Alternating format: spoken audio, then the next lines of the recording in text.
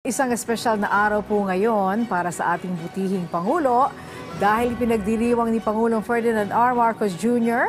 ang kanyang ika-67 kaarawan. At syempre, hindi nagpahuli sa pagbati sa ating masipag na Pangulo ang kanyang may bahay at mga anak. Ang kanilang mensahe ating tunghayan sa Sentro ng Balita ni Kenneth Pasyente. Naging mainit ang pagbati ng pamilya ni Pangulong Ferdinand R. Marcos Jr. sa kanyang ika-67 kaarawan ngayong araw.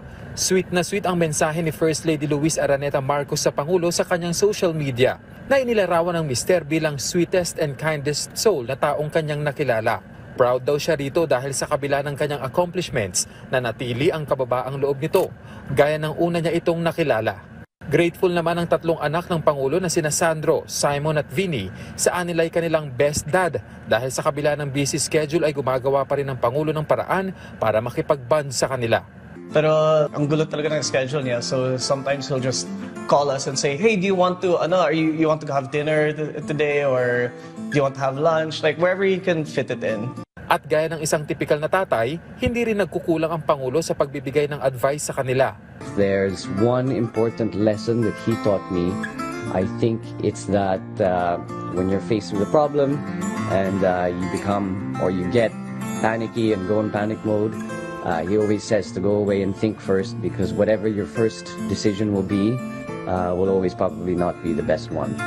Just to always partake in whatever new or whatever is in front of you. Just to always ask questions and to always learn. I think as a general rule, if you're on that path, it's you can't really go wrong.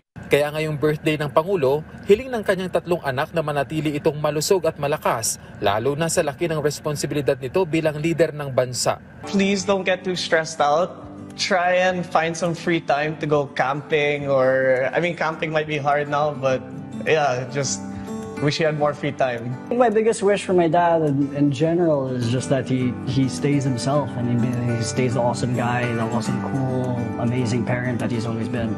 Bob, happy birthday. We all love you so much, and I hope you know we always will be behind you 100%. Love you. Ipinanganak si Pangulong Marcos Jr. noong September 13, 1957 sa Batac, Ilocos Norte. Kenneth Pasyente para sa Pambansang TV sa Bagong Pilipinas.